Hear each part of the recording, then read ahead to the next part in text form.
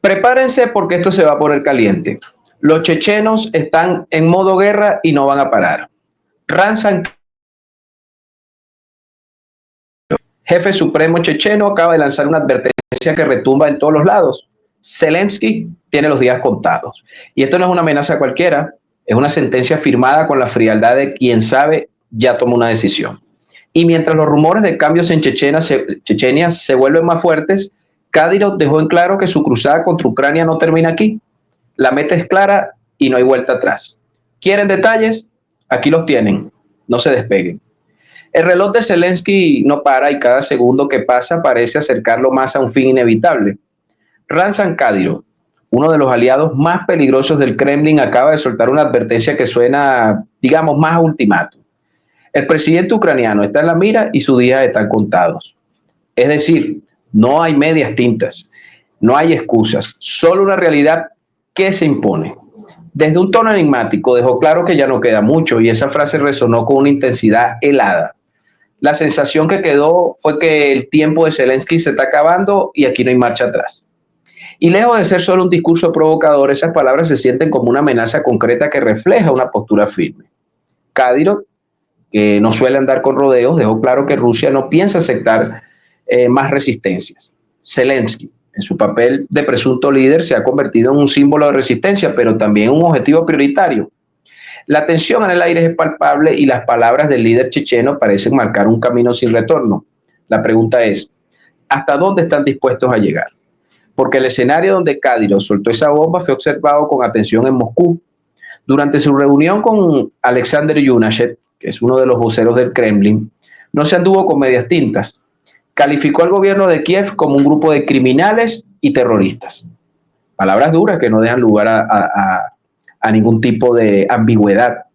Y su tono, que es inflexible y directo, refleja una postura de guerra abierta.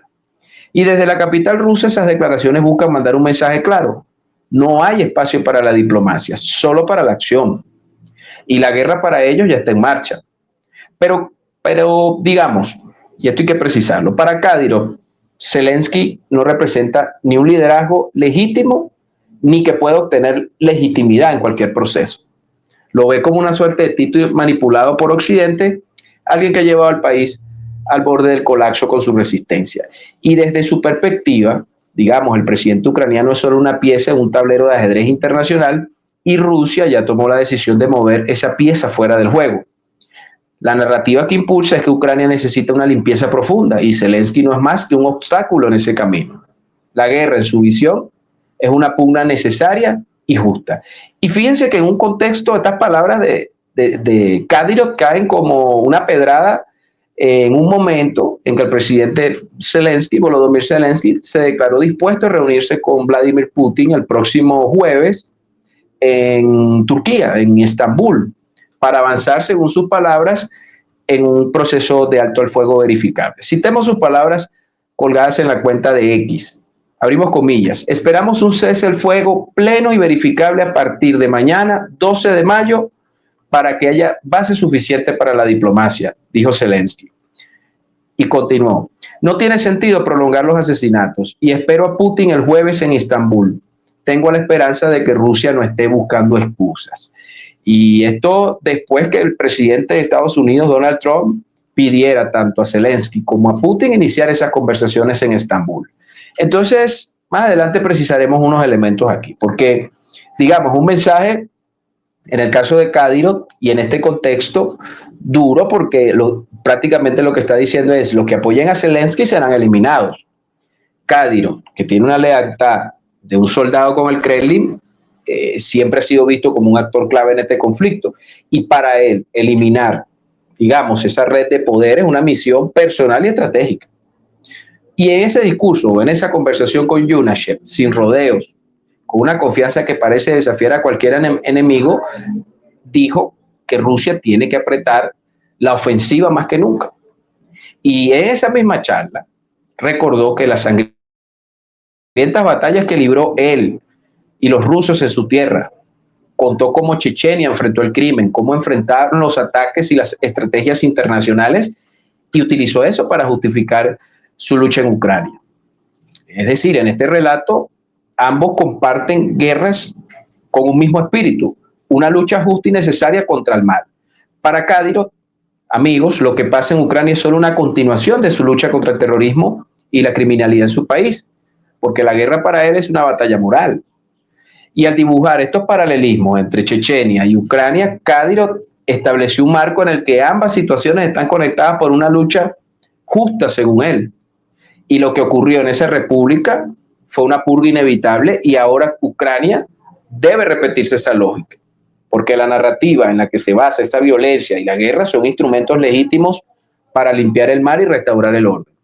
Recordemos que las dos confrontaciones, las dos guerras de Chechenia fueron consideradas por el Kremlin como una estrategia internacional para lograr la obsesión que tiene parte del liderazgo occidental en cuanto a Rusia, que es fracturarla, es rebanarla en varios estados y por supuesto echarle el guante a las riquezas enormes que tiene Rusia en su territorio. Es una obsesión que a pesar de toda esta derrota de estos años, la guerra de Ucrania, las élites occidentales no la abandonan.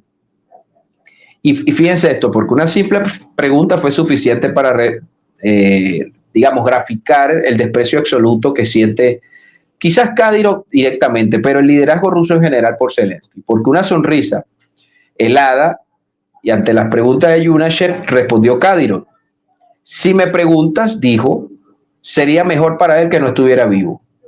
Fíjense, una declaración directa que dejó sin palabras a quienes lo escuchaban.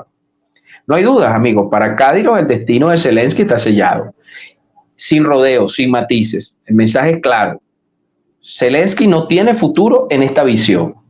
Y en sus palabras no hay esperanza, solo una sentencia definitiva. Por supuesto, no entró en detalles ni propuso planes en concreto ante esa situación. Su tono y sus palabras bastaron para entenderlo todo. La crudeza, ¿ok?, con que habló evidencia que la amenaza está en la mesa.